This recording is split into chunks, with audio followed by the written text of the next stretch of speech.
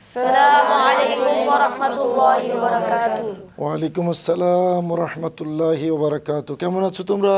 আলহামদুলিল্লাহ, ভালো আছি। আলহামদুলিল্লাহ, আমিও ভালো আছি ইনশাআল্লাহ। আজকে নবীজি সাল্লাল্লাহু আলাইহি ওয়াসাল্লামের আহলে বাইত বংশ নিয়ে আমরা আলোচনা করব। খুবই গুরুত্বপূর্ণ আলোচ্য বিষয়। সুধী দর্শক, দেশ এবং প্রবাস যে যেখান থেকে আমাদের অনুষ্ঠান দেখছেন, আমন্ত্রণ জানাচ্ছি এনসিসি ইসলামিক নিবেদিত মহানবীর শিক্ষায়। এই অনুষ্ঠান আপনাদের জন্য, আপনাদের ছোট্ট সোনামণিদের জন্য। আমরা এই অনুষ্ঠানটা সাজিয়েছি মূলত ছোট্ট বাবুদেরকে দ্বীন শিক্ষার কাজে উদ্বুদ্ধ করার জন্য।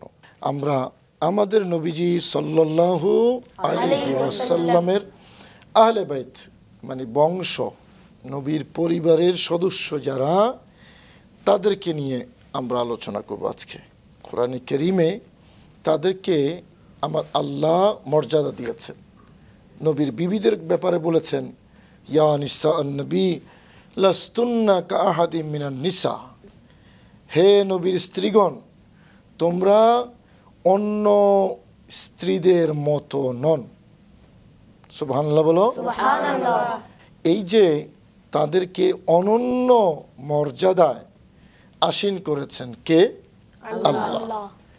নবীর কারণে, নবীর সাথে সম্পর্ক রাখার কারণে, নবীর স্ত্রী হওয়ার কারণে।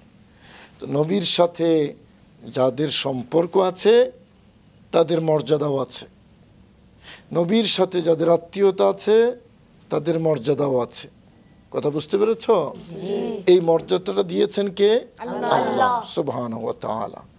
তাদের কত বড় মর্যাদা কোরআনে কারীমে আছে, মর্যাদার কথা হাদিসে আছে। আমরা সেই মর্যাদার কথাগুলো শুনব কোরআন এবং হাদিসের আলোকে। এবং এতটুকু বলা আছে তিরমিজি শরীফের হাদিসে, যারা আহলে বাইতকে ভালোবাসবে আল্লাহ তাদেরকে জান্নাতে দেবেন। সুবহানাল্লাহ। এত মর্যাদা, তাদের ভালোবাসায় জান্নাত পাওয়া যায়, নবীর বংশের ভালোবাসায়। কেমন? তো আমরা আলোচনা শুরুর আগে প্রথমে একটু কোরআনে কারীম তেলাওয়াত শুনবো।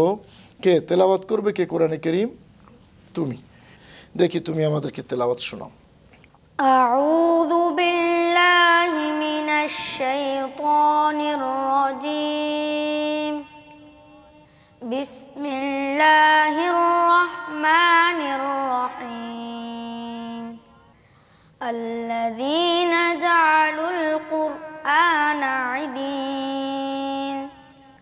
فوربك لنسألنهم أجمعين عما كانوا يعملون فاصدع بما تؤمر وأعرض عن المشركين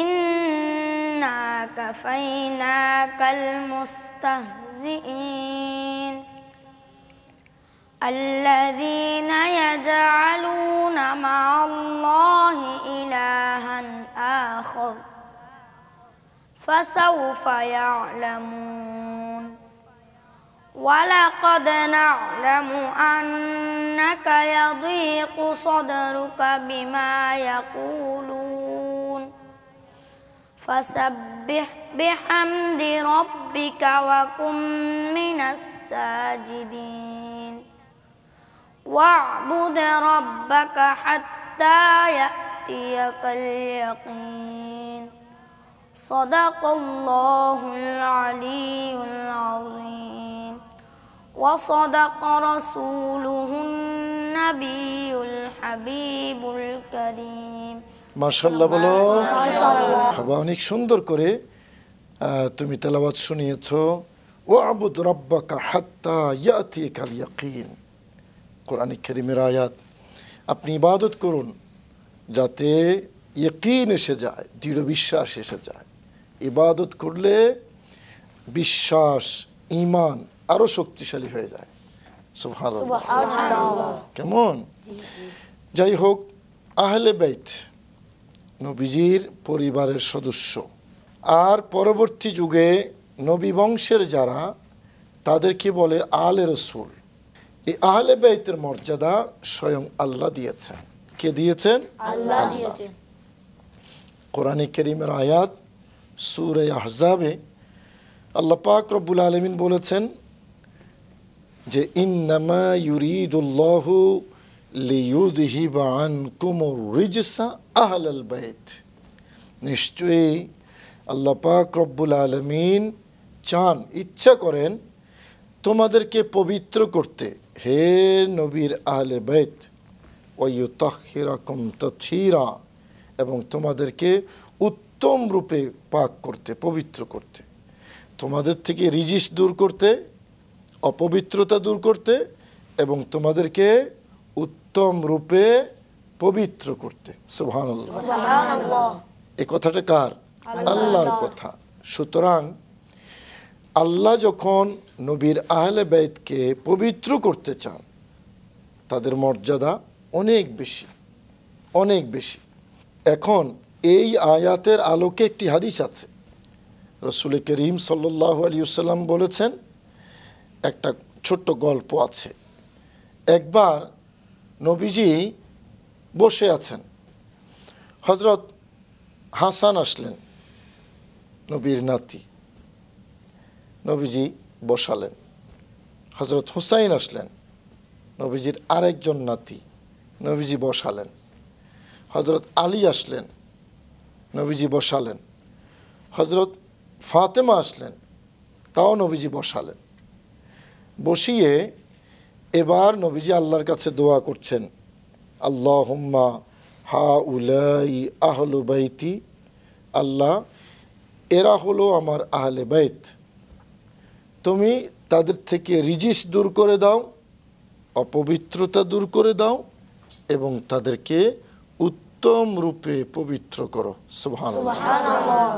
হাদিসে আছে, নবীজি বলেছেন যে কিয়ামতের ময়দানে সব সম্পর্ক ছিন্ন হয়ে যাবে, কোনো সম্পর্ক থাকবে না। তবে আমার সম্পর্ক, আমার সাথে যাদের সম্পর্ক, এই সম্পর্ক ছিন্ন হবে না। সুবহানাল্লাহ। এই সম্পর্ক ছিন্ন হবে না। তাহলে নবীজির সাথে যাদের সম্পর্ক থাকবে, এরা দুনিয়া এবং আখিরাতে কামিয়াব। কথা বুঝতে পেরেছ?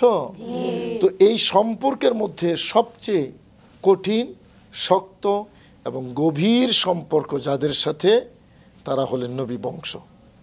তারা কি? নবী বংশ। এবং তাদেরকে সম্মান করা, তাদেরকে ভালোবাসা ঈমানদার মুসলমানের দায়িত্ব। কথা বুঝতে পেরেছ? আমরা একটা নাতে রসুল শুনবো। নাতে রসুল আজকে কে গাইবে? নাতে রসুল তুমি গাইবে। কি নাম তোমার? আবুল হাসান মোহাম্মদ উমাইর। উমাইর। একটা নাতে রসুল শোনাও আমাদেরকে। আমি হব মদিনার সারা বেলা জাড়ুদার, রওজার কিনারে কেটে যাবে দিন আমার। আমারই স্বপ্ন যদি হয় গো পূরণ, ধন্য হবে মোর জীবন মরণ। আমারই স্বপ্ন যদি হয় গো পূরণ, ধন্য হবে মোর জীবন মরণ। আমি হব মদিনার সারা বেলা জাড়ুদার, রওজার কিনারে কেটে যাবে দিন আমার। আসসালামু আলাইকুম ওয়া রাহমাতুল্লাহ। ওয়ালাইকুম আসসালাম ওয়া রাহমাতুল্লাহি ওয়া বারাকাতুহু। মাশাআল্লাহ। আরো সুন্দর হবে কেমন? রাসূল করিম সাল্লাল্লাহু আলাইহি ওয়াসাল্লামার বংশ সম্পর্কে একটা হাদিস শরীফ নবীজি বলেছেন, এটা তিরমিজি শরীফের হাদিস। নবীজি হযরত হাসান এবং হুসাইন দুইজনকে সামনে নিয়ে বলছেন যে মান আহাব্বা হাদাইন, যেই ব্যক্তি এই দুজনকে মহব্বত করবে, ওয়া আহাব্বা আবাহুমা, এই দুজনের আব্বাকে মহব্বত করবে, ওয়া আহাব্বা উম্মাহুমা, এই দুইজনের মাকে মহব্বত করবে, কানা মাই ফি দরজাতি ফিল জান্নাহ, ওই ব্যক্তি আমার সাথে জান্নাতে একই পর্যায়ে থাকবে।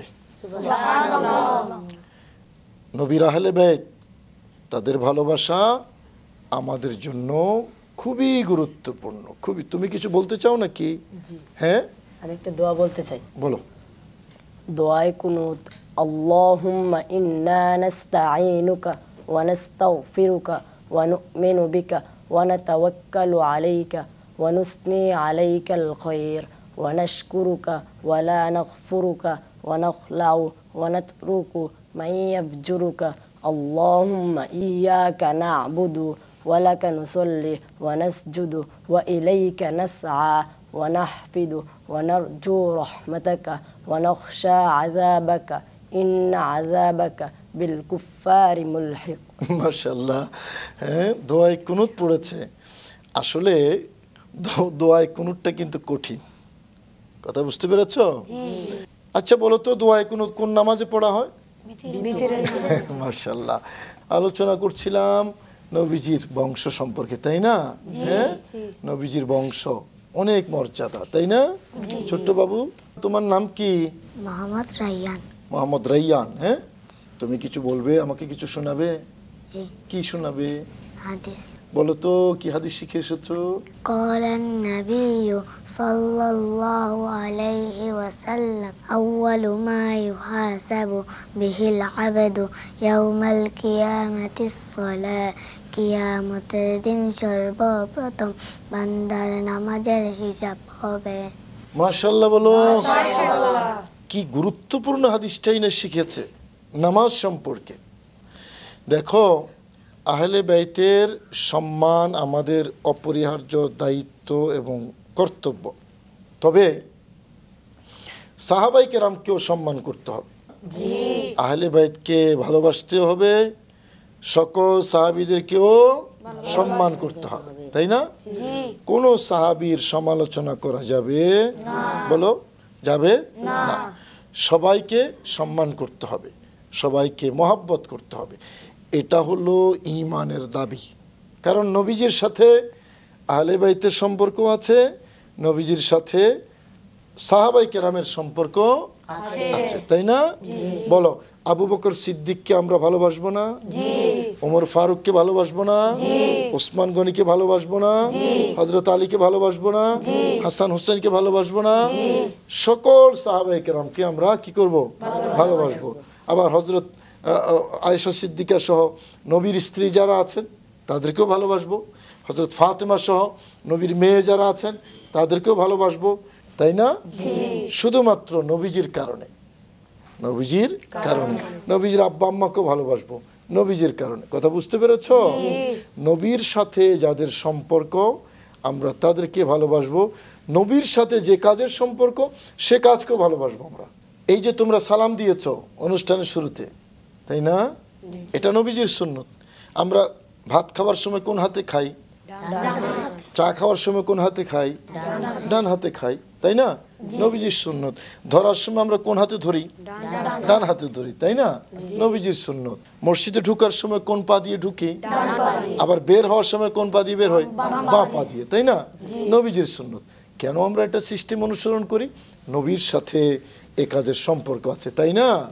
এ কাজের সম্পর্ক আছে। তাহলে আমাদের কাছে নবীর সাথে সম্পর্কিত যত জিনিস, যত কাজ, সবটাই আমাদের ভালোবাসার, তাই না?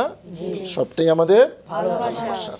আলহামদুলিল্লাহ, আমরা খুব সংক্ষেপে নবীজির পরিবারের সদস্য, আহলে বাইত এবং সাহাবায়ে কেরাম সম্পর্কে আলোচনা করেছি। তোমাদের মনে থাকবে তো? কেমন লেগেছে তোমাদের? ইনশাআল্লাহ আরো ভালো লাগবে, তোমরা ভবিষ্যতে আরো শিখবে। আমি তোমাদের সবার জন্য দোয়া করি, কেমন? তোমরা আমাদের জন্য দোয়া করবে, তোমাদের মা বাবার জন্য দোয়া করবে। আল্লাহ সবাইকে কবুল করুন। শুধু দর্শক, দেখতে দেখতে আমরা অনুষ্ঠানের একেবারে শেষ পর্যায়ে এসে গেছি। আপনারা এতক্ষণ দেখেছেন আপনাদের প্রিয় অনুষ্ঠান এনসিসি ইসলামিক নিবেদিত মহানবীর শিক্ষা। আপনাদের সবাইকে কৃতজ্ঞতা এবং ধন্যবাদ জানিয়ে আজকের পর্ব এখানে শেষ করছি এবং বিদায় চাইছি। ভালো থাকুন। আসসালামু আলাইকুম ওয়া রাহমাতুল্লাহি ওয়া বারাকাতুহু।